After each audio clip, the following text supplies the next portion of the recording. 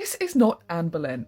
If you love all things history, then don't forget to hit the follow. Probably wondering what the hell I'm talking about, considering the fact that this is the most famous portrait that we have of Anne Boleyn. And it is indeed a portrait of Anne Boleyn, however the face that we see in this portrait does not belong to Anne, in fact it belongs to her daughter Elizabeth. Or at least that is what Dr. Owen Emerson, curator at Hever Castle and one of the leading historians on Anne Boleyn, has been led to believe after extensive research. This portrait of Anne Boleyn, which is currently held by the National Portrait Gallery in London, the most famous and well-known image that we have of Anne Boleyn. We don't exactly know when this portrait was painted, who painted it, or who had it commissioned. We know very little about the provenance of this portrait, though researchers are now suggesting that this portrait was painted in around 1584, which was almost 5 decades after Anne's execution in 1536, so of course it's not going to be a true likeness. The 1580s were a particularly trying time for Elizabeth I. She was excommunicated by the Pope, then there was the execution of Mary Queen of Scots, then of course the Spanish Armada of 1588. All of these threats challenged Elizabeth's legitimacy to rule England. So Dr. Emerson believes that to promote her legitimacy